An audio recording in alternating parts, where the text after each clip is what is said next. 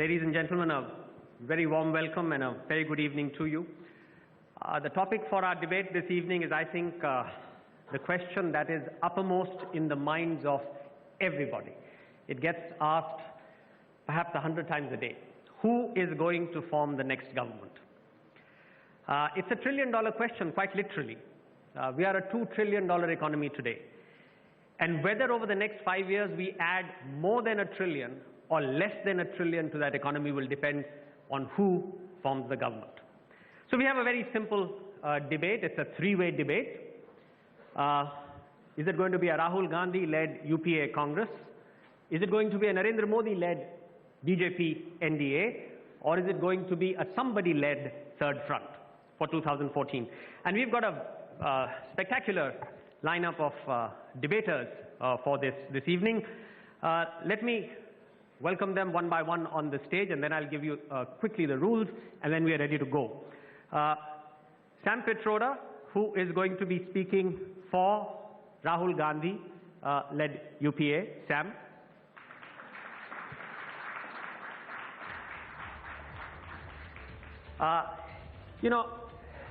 Sam is an extraordinary person. I have a little, small, very tiny, 30-second story.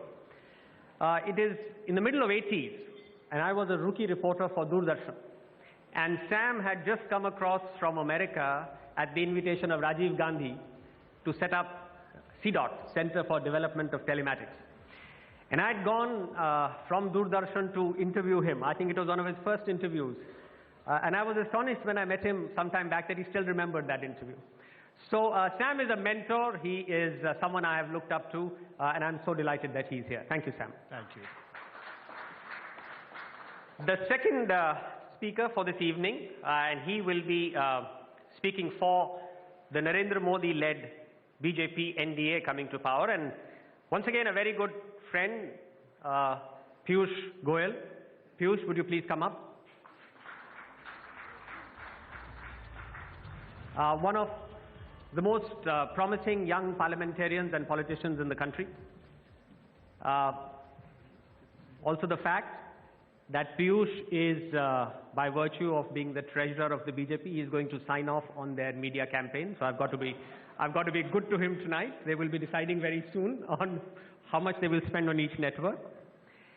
And last but by absolutely no means the least, we've got the youngest and the newest entrant into active politics via the Aam Aadmi Party. We've got Meera Sanyal.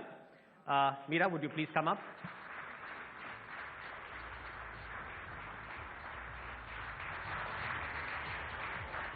And Meera will be defending the motion that it's not going to be the UPA or the NDA, it's going to be the third front. Now, I want to assure everybody that I'm equidistant from all the speakers, because in her earlier job, Meera was with RBS, and RBS has been one of the bankers for Network 18. And the one rule that all entrepreneurs know is never, never offend your banker. So as you can see, I'm equidistant from all three. I am equally partial to all three. So we are ready to go. The rules of the debate are, each speaker will have 3 minutes to make their point. There'll be a gong at the end of 3 minutes, and I would request the speaker to wind up very quickly. At the end of the first round, we will have a 2-minute rebuttal for each speaker, and that would be the end of the debate. Before we begin the debate, you have a gadget in front of you. Everyone's got a small gadget, which is a voting gadget. This vote will not be known to anybody, not the speakers. It will be only known to me. At the end of the debate, we will vote again to see who has been able to swing the audience. So you've got 3 buttons there. If you believe that it is going to be a Rahul Gandhi-led UPA, press A. If you believe it's going to be the Narendra Modi-led NDA BJP, please press B. And if you believe it's going to be the third front, please press C.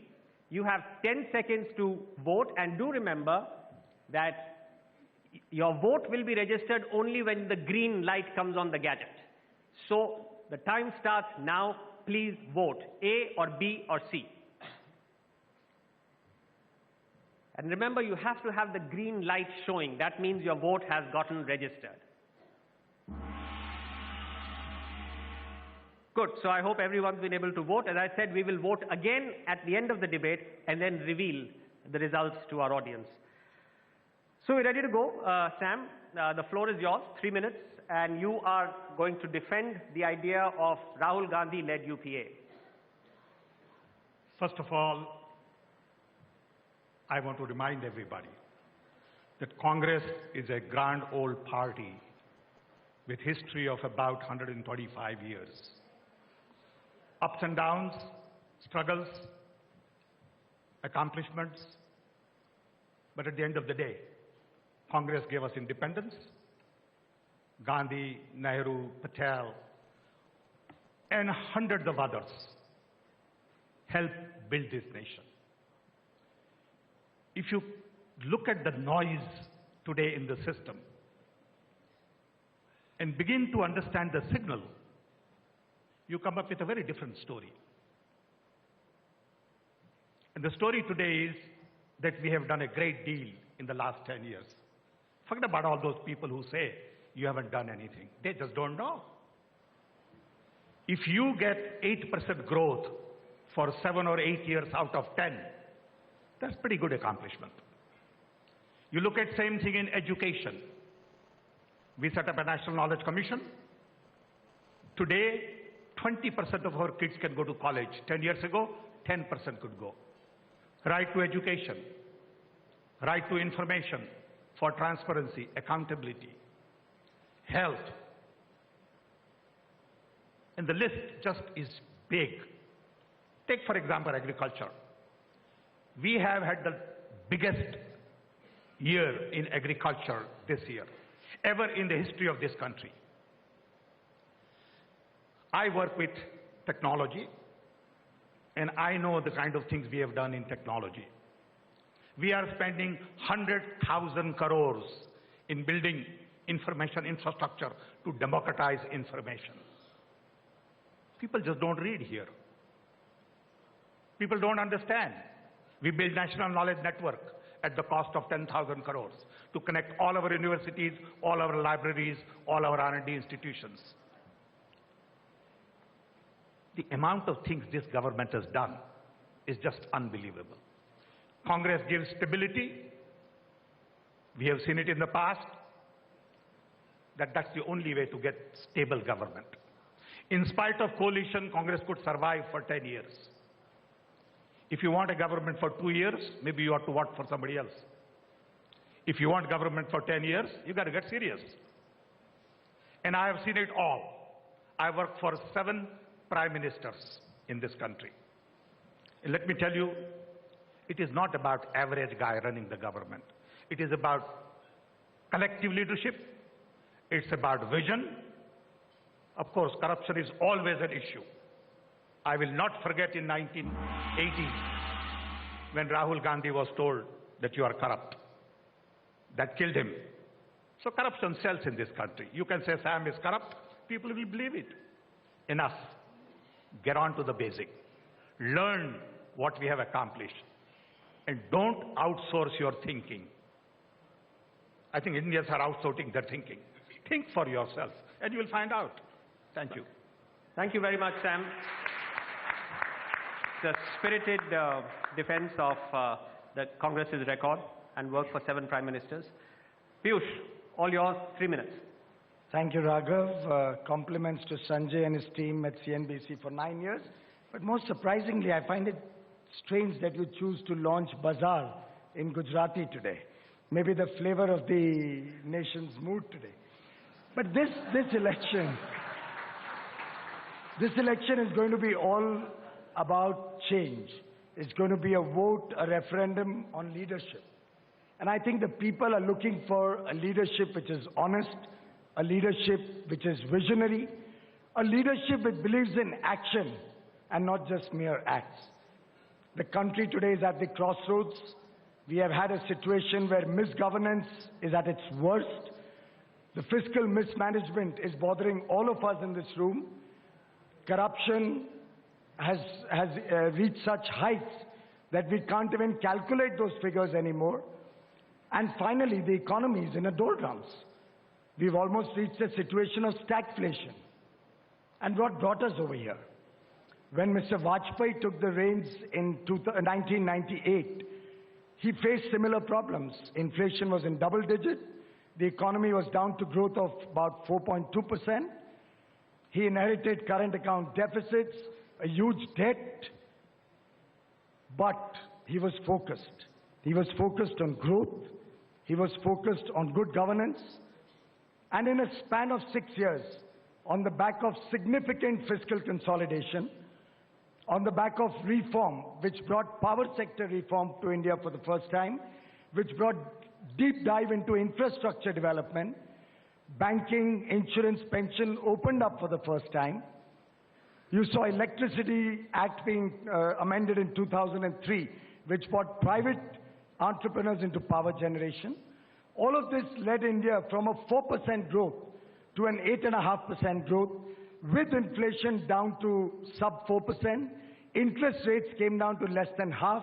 The bank rate came down actually from 12% to 5.71% in that span of 6 years. And companies who are sitting here were actually borrowing at 7 or 8%. We left behind a robust economy with current account surpluses for the last 3 years of our government, and also a situation where external debt was under control and general well-being of the economy was hailed even by the economic survey of 2004.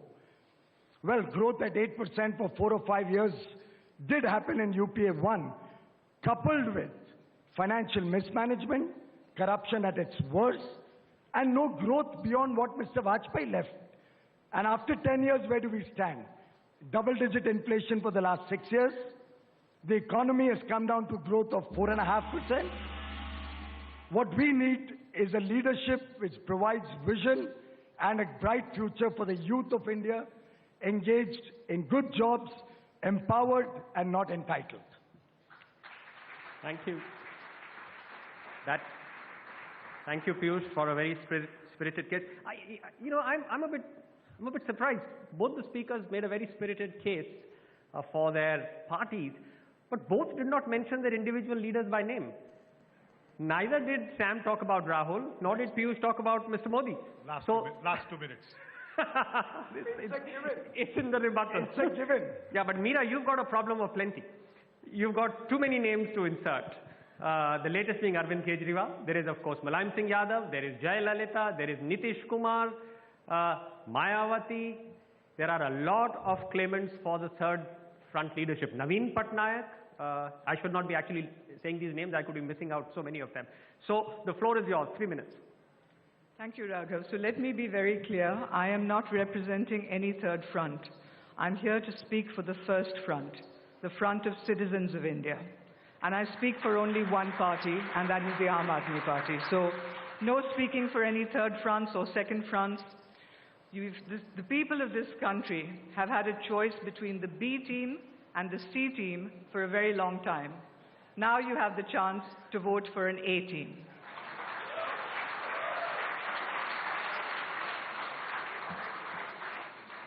A famous economist once said that politics is a choice between the unpalatable and the disastrous.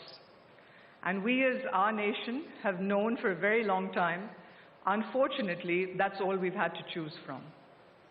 Many of you here know that I stood for elections in 2009. The common theme at that time was, don't vote for independents, they are spoilers.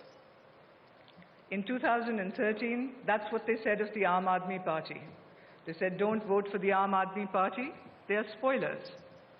And indeed, that's what they have done. They have spoilt this cozy party. I mean, one party accuses the other of corruption, and yet the MCD in Delhi is known to be the most corrupt municipal corporation possibly anywhere in the world. We don't have to make that choice. The choice between, as other people said, let's vote for the lesser evil. The people of India no longer have to make that choice. You can now vote for the greater good. And I think that's what they will do in 2014. I want to say this. You know, we are ranked as one of the most corrupt nations in the world. But I believe that we are a very hard-working, extremely entrepreneurial, very innovative, very decent, and very honest people. But sadly, our leaders, especially our political leaders, do not reflect those qualities. They do not represent us. Mr. Pitroda talked about the Congress Party leading us to independence. Yes, the people who led us to independence were people with ideals, with integrity, with intellect. They cared for this country. They put this country first. It is now time for a second independence movement with a group of people who do the same, who lead with integrity, who are clean, who are competent, and who care for this country above themselves. All over the world, we have seen people rise against political establishments that are venal, which are corrupt, and not in touch with their people. In 2011, we saw the Arab Spring. I say to you now that it is time for an Indian monsoon. Let us sweep Indian politics clean. Thank you.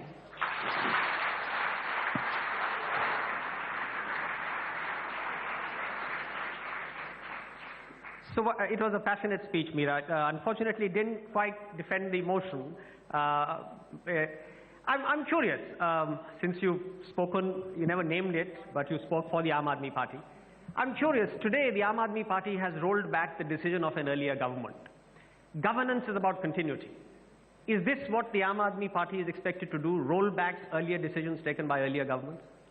Well, I have to say that perhaps they follow the precedent of the current government, which has gone against established tax rulings. We all have heard about the case of Vodafone.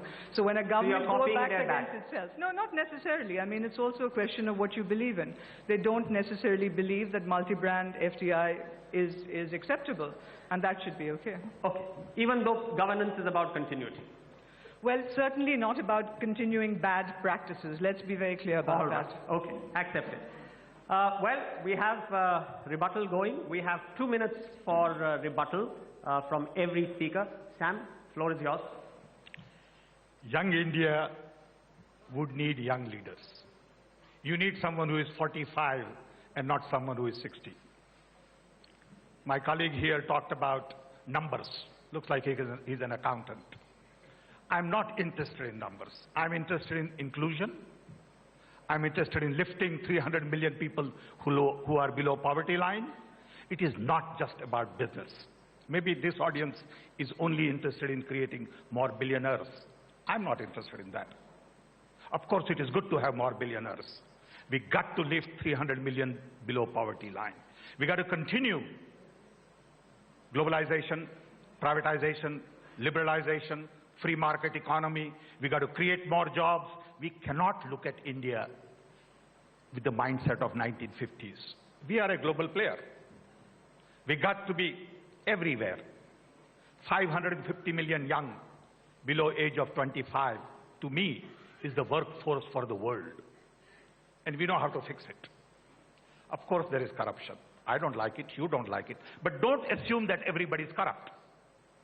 People go out and tell that everybody is corrupt. This is exactly what you did to Rajiv Gandhi. It's all lies. And I tell you, we don't need saintly politics. We need visionary people. We need people who would take risk. And we definitely need people who are in 40s and not in 60s. That's what I would go for. You need people who understand technology, not just the jargon. You need educated people. You need people who can stand in front of leaders of the world at G8 or G20 and not talk about criticizing everybody. Our leaders know only how to criticize everybody else. It is this fellow didn't do that, that fellow didn't do it, what the hell did you do? I think it's about time you begin to understand the facts. Thank you, Sam. Interesting point Sam made about people in their 40s. So Rahul is in his 40s. Arvind Kejriwal is in his 40s, but Mr. Modi is in his 60s. So are we talking about age by years or age by Experience. Your floor is yours. Well, I think age is a matter in the mind, which his own Honorable Prime Minister said, And I think age is about experience, age is about actual track record and performance, and not just making 2 interventions in 10 years in Parliament, briefer than probably the smallest intervention that I have made in Parliament, which are more than 15 in my 3 years. Clearly, this country is looking for a visionary leader with certain concepts and clarity of mind, which only Mr. Narendra Modi, who represents the BJP-led NDA, can provide to this nation. We have a plethora of young leaders. My leader sitting in front of me, Mr. Chavan, is in his 40s, and we have a number of leaders across the country who collectively provide good governance to India and to the states in India. I think I'll just outline the design principles on which Mr. Modi plans to run his government. A, we believe in minimum government, maximum governance. B, we believe in skill, speed, and scale. We believe India has to rise. India has to move forward fast. We don't have the luxury of time. We also believe empowerment is the need of the hour, not doles and entitlement. We don't want to institutionalize poverty. We want sustainable development which moves people out of poverty on the long run, in the long run, and does not just financially mismanage, sell the country's assets only to feed people temporarily without giving them a long-term solution, whether it's jobs or sustainable employment. So sad that you said I did not disturb you. I think Gujarat today with the lowest unemployment at 1%, growth at over 10% CAGR for the last 10 years, manufacturing sector the highest in the country, agricultural sector growing at over 6.5% CAGR consistently. That's the model that the country is looking for. That's the path of development and progress that we are looking for, which we offer to the people of India. Thank you, Piyush. So now the last rebuttal of the day, that comes from Meera. So I have to thank Sam. I think he talked about this country needing leadership which was visionary, in its 40s, savvy with technology, and which could stand proudly in front of the world. I say to you, ladies and gentlemen, there is only one party that meets that criteria, and that's the Aam Aadmi Party. As far as Piyush was concerned, he talks about enterprise. I think that is absolutely true. We saw, Dheeraj Rajaram come up here and create a $1 billion enterprise. What we need in this country is 1 billion entrepreneurs. That's what we need. And what holds them back? I was delighted to see this young man succeed. But you and I know, ladies and gentlemen, that it is today practically impossible to set up or to run or even to shut a business in India. The corruption and red tape and bureaucracy that paralyzes you at every step of life is holding the Indian economy back. We need a party, we need governance, we need leadership which will tackle this head on. Politics today has become about money power and muscle power. I'm sure there are many of you in this room who have been approached to fund the national elections in 2014. These very same parties have refused under the RTI to disclose who their donors are. What are they afraid of? Where is the transparency? These are the things which holds India today back. We need our country to progress. I think the writing is very clearly on the wall. These are the politics of a past generation. There is a beautiful song which I would just like to quote before the gong rings. It says, "Chodo kal ki baatein, kal ki baat purani, naye daur se likhenge hum, milkar nayi kahani. Hum Hindustani, hum Hindustani."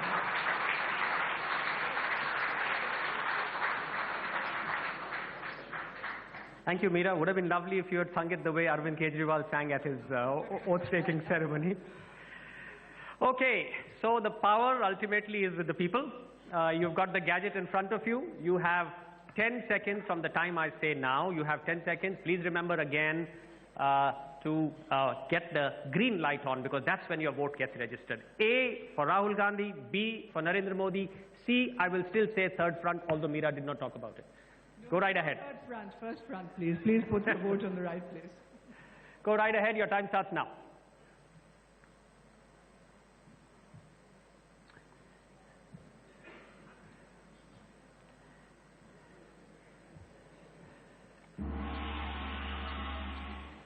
Okay, it'll take about a few seconds for the results to reach me.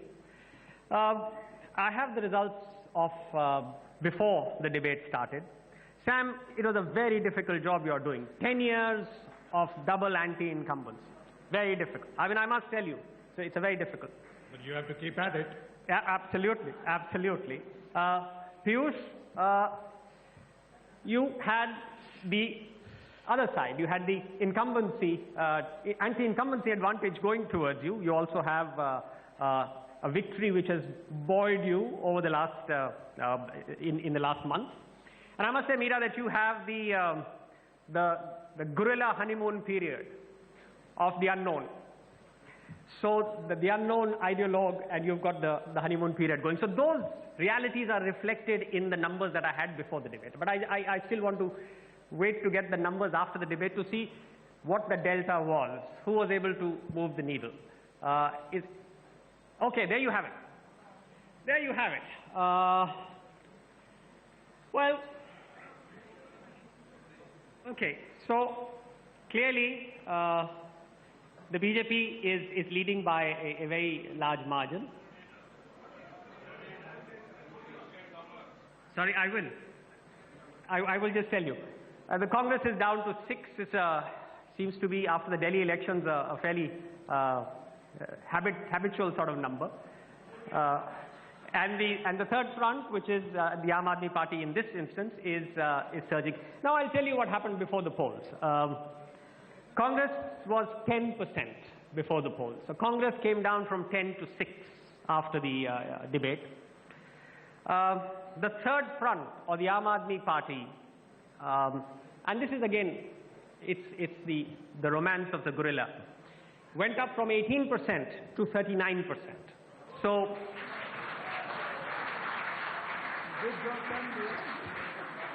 so Meera added 21 percentage points to the Aam Aadmi kitty.